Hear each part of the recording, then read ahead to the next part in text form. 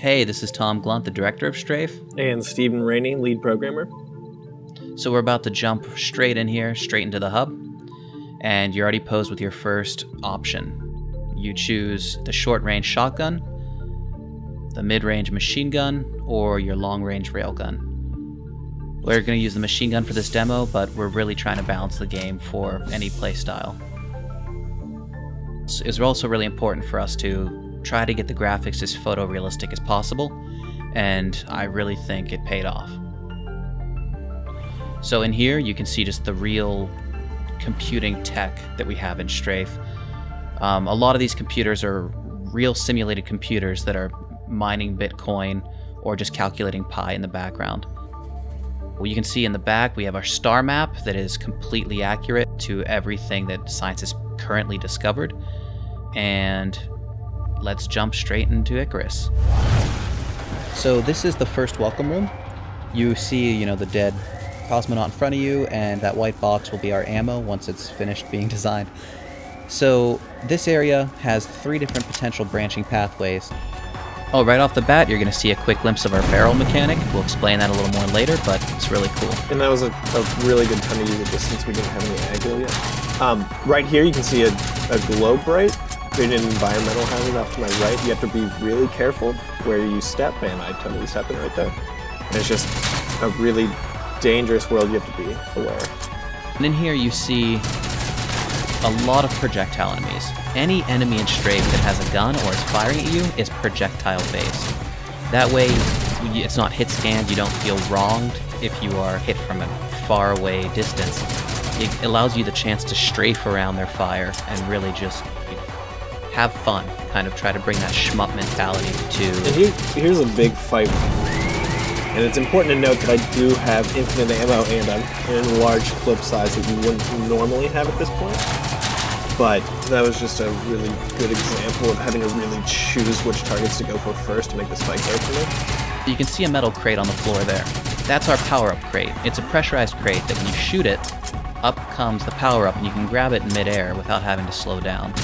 We want to keep STRAFE as fast as possible so that you can just really speed right through it. And if you are a fast player, if you really like speedrunning or wherever, just interested in the idea, you kind of live those fantasies with STRAFE.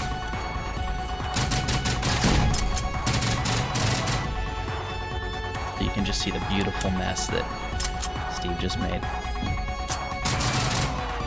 There are only a few moments in STRAFE where we actually slow the player down, and the merchant shop is one of them. We're about to head in there now. This allows us to put a lull in the action so they don't get combat fatigue, and allow the player to upgrade themselves and kind of choose the path in which they want to take. The player collects scrap around every level where they get it from enemies, they find it in secrets, and you can bring it here and sell to this merchant for credits. Now you're going to want to keep a balance of scrap and credits in your account so that you can use credits to purchase offensive upgrades and items here in the shop, and you can use scrap to take to benches and craft armor shards or ammo throughout the game. So here's some items like the jump boots, steroids, the friendly turret, and the poncho. We're going to purchase the friendly turret for this, or I like to call him a turret bud. And he should fight for us when we decide to throw him out. So let's jump ahead a little bit. Steve saw a ghost there.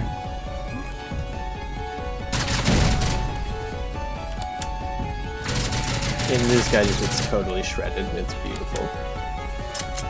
In this room you can see there's a hive, and there's a lot of glow brights right now. They'll continue to come out until I kill it at its little hive source there. If you don't take care of it, obviously the map will just be completely covered in this, and getting around will be near impossible. So in the back corner right there, you can see our first Doom lift. These are, traditional to id games, and we absolutely love them. At this point, Steve's cleared this level out, and right now they're not currently in, but you would see monster closets start to open up and repopulate the level. Just after clearing out an area and doing some backtracking. Also, you see him carrying a barrel, which is our alternative to grenades in Strafe. There's a risk-reward system where carrying a barrel makes you susceptible to enemy fire, but they're really fun to throw and fight with. Yeah, I just don't have enough health to have that, so I'm just going to drop it. Health is a little more rare in Strafe, but when you see a health station, you're going to want to remember where they are, and you're going to want to visit it as frequently as possible. The jellyfish are sort of passive. They'll come around you, but very slowly unless you're really close, and then they just zip at you like a missile. So I'm trying to clear this room out, and I completely forget that hive. I didn't kill it because I had all the jellies down. Now it's respawning them behind me. So I was just at 1 health. So I need to be really careful. And unfortunately, I've completely blocked this hallway, which is like the worst thing I could have done. You can see Steve next to another Doom Lift, and after locking himself in, he's going to activate that. That was a bit of a trap. Pathfinding isn't finished yet, so there's some stacking of enemies. That is all going to be worked out by the time you guys get your hands on it.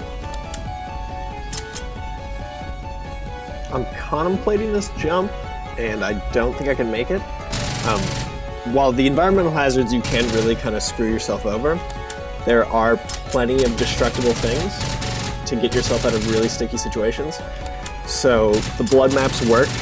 Last applied is on top, so I can cover these with this glutton's blood to make myself a safe passage. There are more than 3 weapons in Strafe. It's not just the 3... Oh, nice glitch.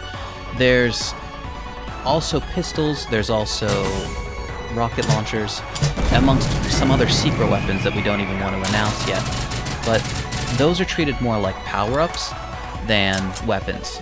You can switch back and forth, but you won't be finding ammo for pistols, you'll be finding ammo for the rocket launcher. Instead, you will use them until they're empty and then throw them at the enemy and go back to your primary weapon.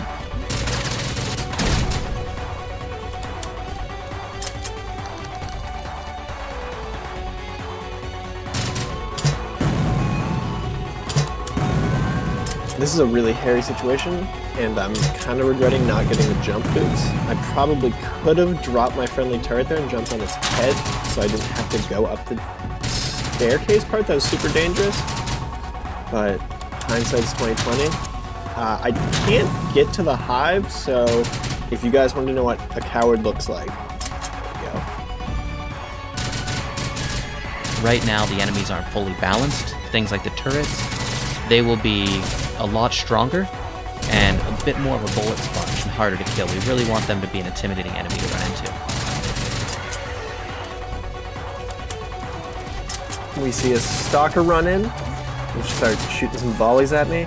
Stalkers don't really want to be close to you. They try to get like a nice vantage point and just kind of blast you. The stalker's firing mode won't be as consistent as the turrets. And if you notice, the Uber Gore-Tech has allowed all of this, the gibs and all the blood to stay, and you're really just painting these levels red. Just really giving yourself an ownership of the level. You leave your mark.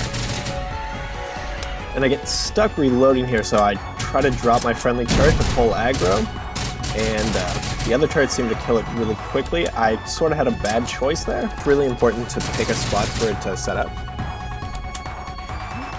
So the exit is another area where we slow the player down a bit. The exit door moves really slowly, so if the player just decides to run for the exit, they're going to have to face the enemies they kite along with them. So once you can sneak in, you get to look at your stats. The exit tube shows up and you can move on to the next level, or you can take in your statistics. You can hit a button, lock the door behind you, and stop the timer. But if you did a bad run, you don't want anyone to see it, you can pop the screen, turn that stuff off. Thanks for checking out this pre-alpha gameplay video. This is the first bit of gameplay we've shown for Strafe.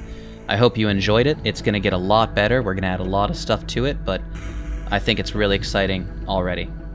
So please stick with us. Please give to the campaign, and I hope you're as excited as we are. Bye.